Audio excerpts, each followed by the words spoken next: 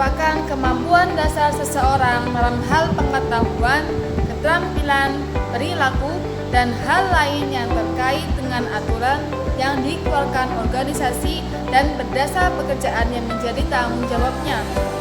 Indikator kompetensi antara lain yaitu pengetahuan, keterampilan, dan sikap.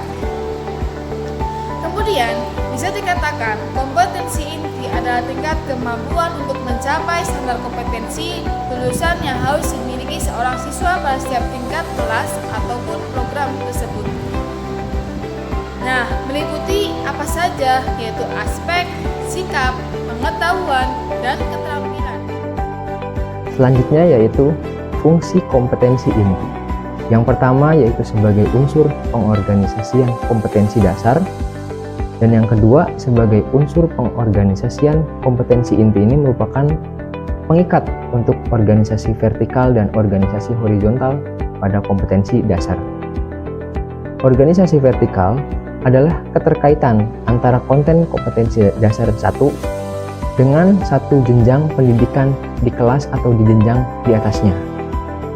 Lalu organisasi horizontal adalah keterkaitan antara konten kompetensi dasar 1 dengan kompetensi dasar di mata pelajaran yang berbeda, tetapi dengan kesetaraan, sehingga terjadi proses saling memperkuat. Kompetensi dasar sendiri yaitu adalah konten atau kompetensi yang terdiri atas sikap, pengetahuan, dan keterampilan yang bersumber pada KI yang harus dikuasai peserta didik. Kompetensi tersebut dikembangkan dengan memperhatikan karakteristik peserta didik, kemampuan awal, serta ciri dari suatu mata pelajaran. Selanjutnya yaitu syarat-syarat dalam merumuskan kompetensi dasar.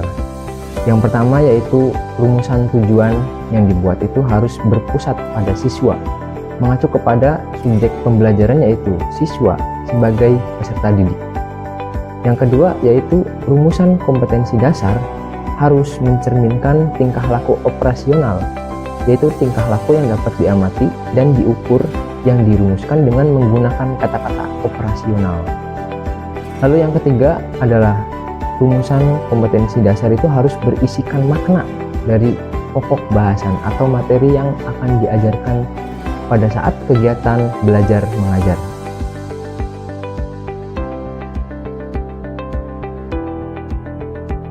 Selanjutnya ada indikator pencapaian kompetensi.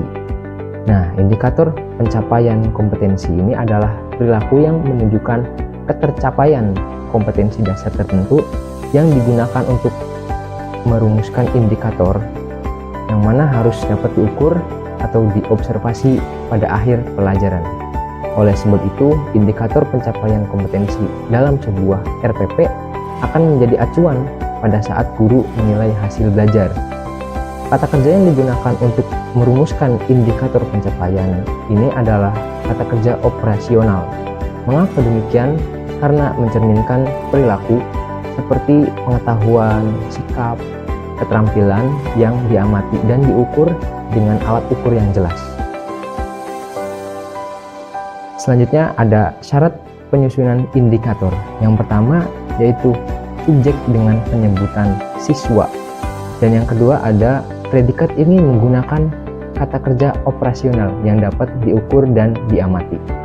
Lalu yang ketiga ada objeknya berupa perilaku atau kompetensi yang diharapkan akan dicapai, dan yang terakhir ada keterangan diperlukan jika ada persyaratan kondisi atau kriteria terkhususkan dari perilaku yang dikehendaki seperti waktu, tempat, pengerjaan, jumlah yang harus diselesaikan juga, alat yang digunakan, dan lain-lain.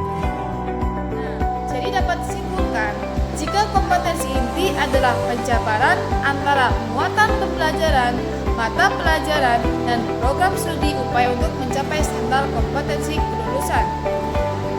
Sedangkan kompetensi dasar sendiri yaitu adalah kemampuan peserta didik untuk bisa mencapai kompetensi